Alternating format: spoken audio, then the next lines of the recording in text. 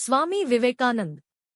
स्वामी विवेकानंद जन्मनाम नरेंद्र नाथ दत्त भारतीय हिंदू सन्यासी और 19वीं शताब्दी के संत रामकृष्ण के मुख्य शिष्य थे। भारत का आध्यात्मिकता से परिपूर्ण दर्शन विदेशों में स्वामी विवेकानंद की वक्तृता के कारण ही पहुंचा। भारत में हिंदू धर्म को बढ़ाने में उनकी मुख्य भूमिका रही और भारत को औपनिवेशिक बनाने में उनका मुख्य सहयोग रहा। विवेकानंद ने रामकृष्ण मठ और रामकृष्ण मिशन की स्थापना की, जो आज भी भारत में सफलता पूर्वक चल रहा है। उन्हें प्रमुख रूप से उनके भाषण की शुरुआत मेरे अमेरिकी भाइयों और बहनों के साथ करने के लिए जाना जाता है, जो शिकागो विश्व धर्म सम्मेलन में उन्होंने हिंदू धर्म की पहचान कराते हुए कहे थे।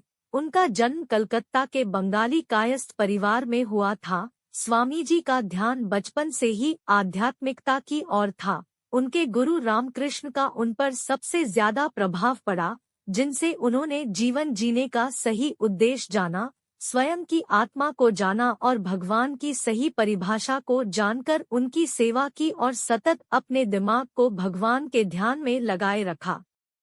रामकृष्ण की मृत्यु के पश्चात विवेकानंद ने विस्तृत रूप से भारतीय उपमहाद्वीप की यात्रा की और ब्रिटिश कालीन भारत में लोगों की परिस्थितियों को जाना। रूप से भारतीय उपमहाद्वीप की यात्रा की और ब्रिटिश कालीन भारत में लोगों की परिस्थितियों को जाना, उसे समझा। बाद में उन्होंने यूनाइटेड स्टेट की यात्रा, जहां उन्होंने 1893 में विश्व धर्म सम्मेलन में भारतीयों के हिंदू धर्म का प्रतिनिधित्व किया। विवेकानंद ने यूरोप, इंग्लैंड और यूनाइटेड स्टेट में हिंदू शास्त्र की 100 से भी अधिक सामाजिक और वैयक्तिक क्लासेस ली और भाषण भी दिए। भारत में विवेकानंद एक देशभक्त संत के नाम से जाने जाते हैं और उनका जन्मदिन राष्ट्रीय युवा दिन के रूप में मनाया जाता है। प्रारंभिक जीवन, जन्म और बचपन। स्वामी विवेकानंद का जन्म नरेंद्रनाथ दत्ता नरेन के नाम से 12 जनवरी 1863 को मकर संक्रांति के समय उनके पैतृक घर कलकत्ता के गौरमोहन मुखर्जी स्ट्रीट में हुआ,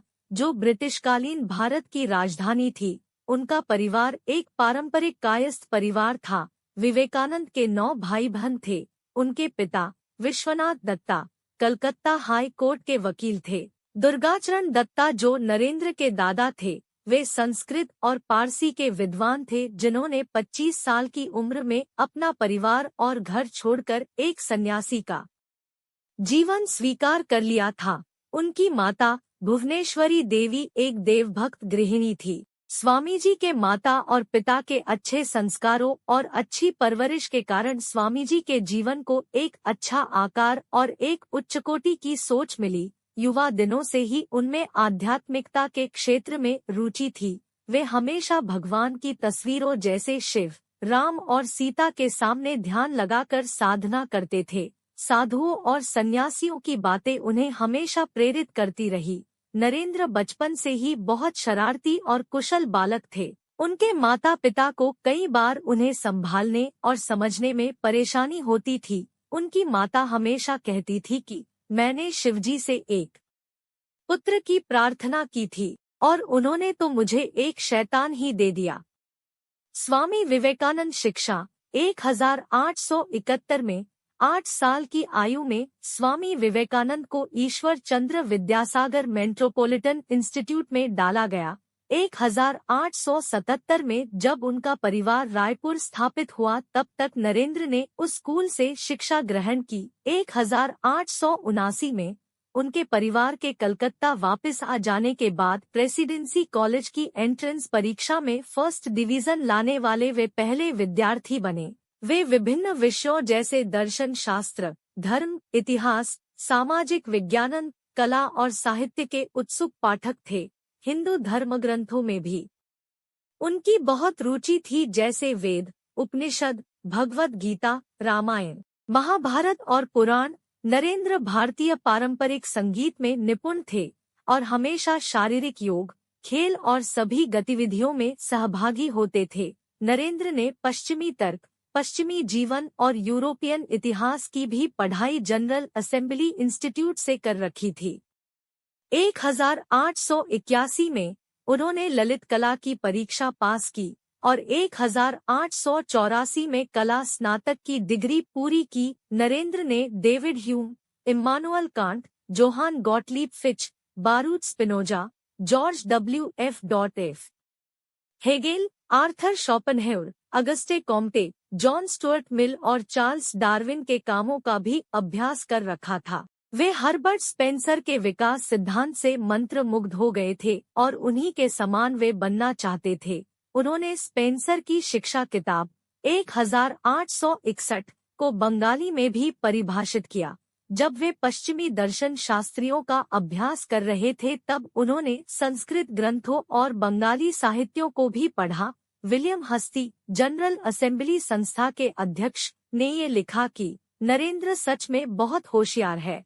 मैंने कई यात्राएं की, बहुत दूर तक गया, लेकिन मैं और जर्मन विश्वविद्यालय के दर्शन शास्त्र के विद्यार्थी भी कभी नरेंद्र के दिमाग और कुशलता के आगे नहीं जा सके। कुछ लोग नरेंद्र को श्रुतिधरा, भयंकर स्मरण शक्ति वाला व्यक्ति कहकर बुलाते थे। रामकृष्ण के साथ 1881 में नरेंद्र पहली बार रामकृष्ण से मिले, जिन्होंने नरेंद्र के पिता की मृत्यु पश्चात मुख्य रूप से नरेंद्र पर आध्यात्मिक प्रकाश डाला। जब विलियम हस्ती जनरल असेंबली संस्था में विलियम वर्ड्सवर्थ की कविता पर्यटन पर भाषण दे रहे थे, तब नरेंद्र ने अपने आप को रामकृष्ण से परिचित करवाया था।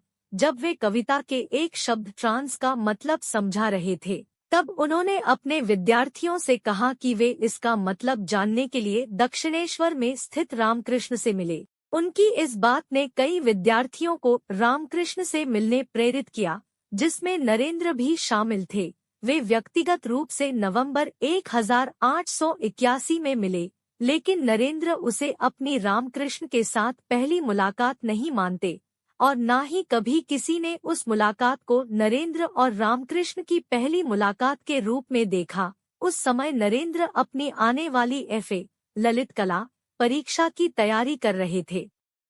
जब रामकृष्ण को सुरेंद्र नाथ मित्र के घर अपना भाषण देने जाना था, तब उन्होंने नरेंद्र को अपने साथ ही रखा। परांजपे के अनुसार उस मुलाकात में रामकृष्ण ने युवा नरेंद्र को कुछ गाने के लिए कहा था और उनके गाने की कला से मोहित होकर उन्होंने नरेंद्र को अपने साथ दक्षिणेश्वर चलने कहा।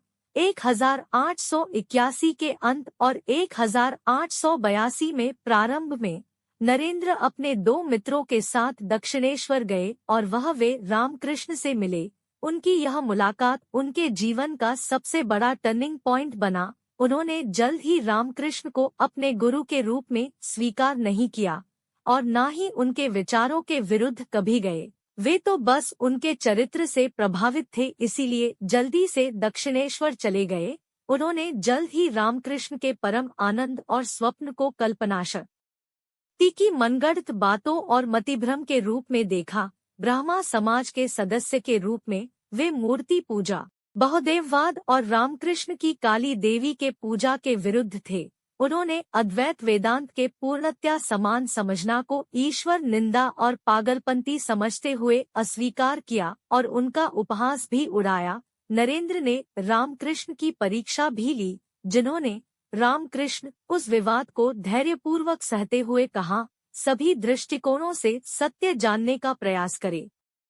नरेंद्र के पिता की 1884 में अचानक मृत्यु हो गई और परिवार दिवालिया बन गया था। साहूकार दिए हुए कर्जे को वापस करने की मांग कर रहे थे और उनके रिश्तेदारों ने भी उनके पूर्वजों के घर से उनके अधिकारों को हटा दिया था। नरेंद्र अपने परिवार के लिए कुछ अच्छा करना चाहते थे। वे अपने महाविद्यालय के सबसे गरीब विद्यार्थी बन चुके थे। असफलता पूर्वक वे कोई काम ढूंढने में लग गए और भगवान के अस्तित्व का प्रश्न उनके सामने निर्मित हुआ, जहां रामकृष्ण के पास उन्हें तसल्ली मिली और उन्होंने दक्षिणेश्वर जाना बढ़ा दिया। एक दिन नरेंद्र ने रामकृष्ण से उनके परिवार के आर्थिक भलाई के लिए काली माता से प्रार्थना करने कहा और रामकृष्ण की सलाह से वे 3 बार मंदिर गए, लेकिन वे हर बार उन्हें जिसकी जरूरत है वो मांगने में असफल हुए और उन्होंने खुद को सच्चाई के मार्ग पर ले जाने और लोगों की भलाई करने की प्रार्थना की। उस समय पहली बार नरेंद्र ने भगवान की अनुभूति की थी और उसी समय से नरेंद्र ने रामकृष्ण को अपना गुरु मान लिया था। 1885 में रामकृष्ण को गले का कैंसर हुआ और इस वजह से उन्हें कलकत्ता जाना पड़ा और बाद में कोसिपोरे गार्डन जाना पड़ा। नरेंद्र और उनके अन्य साथियों ने रामकृष्ण के अंतिम दिनों में उनकी सेवा की और साथ ही नरेंद्र की आध्यात्मिक शिक्षा भी शुरू थी। कोसिपोरे में नरेंद्र ने निर्विकल्प समाधि का अनुभव लिया। नरेंद्र और उनके अन्य शिष्यों ने रामकृष्ण से भगवा पोशाक लिया, तपस्वी के समान उनकी आज्ञा का पालन करते रहे। रामकृष्ण ने अपने अंतिम दिनों में उन्हें सिखाया कि मनुष्य की सेवा करना ही भगवान की सबसे बड़ी पूजा है। रामकृष्ण ने नरेंद्र को अपने मठवासियों का ध्यान रखने कहा और कहा कि वे नरेंद्र को एक गुरु की तरह देखना चाहते हैं और रामकृष्ण 16 अगस्त 1886 को कोसिपोरे में सुबह के समय भगवान को प्राप्त हुए। मृत्यु 4 जुलाई 1902। उनकी मृत्यु का दिन को विवेकानंद सुबह जल्दी उठे और बेलूर मठ के पूजा घर में पूजा करने गए और बाद में 3 घंटों तक योग भी किया। उन्होंने छात्रों को शक्ल यजुर्वेद, संस्कृत और योग साधना के विषय में पढ़ाया। बाद में अपने सहशिष्यों के साथ चर्चा की और रामकृष्ण मठ में वैदिक महाविद्यालय बनाने पर विचार विमर्श किए। 7 PM को विवेकानंद अपने रूम में गए और अपने शिष्य को शांति भंग करने के लिए मना किया और 9 PM को योगा करते समय उनकी मृत्यु हो गई। उनके शिष्यों के अनुसार उनकी मृत्यु का कारण उनके दिमाग में रक्तवाहिनी में दरार आने के कारण उन्हें महासमाधि प्राप्त होना है। उनके शिष्यों के अनुसार उनकी महासमाधि का कारण ब्रह्मरंध्रा योगा का एक प्रकार था। उन्होंने अपनी भविष्यवाणी को सही साबित किया कि वे 40 साल से ज्यादा नहीं जिएंगे। बेलूर की गंगा नदी में उनके शव को चंदन की लकड़ियों से अग्नि दी गई।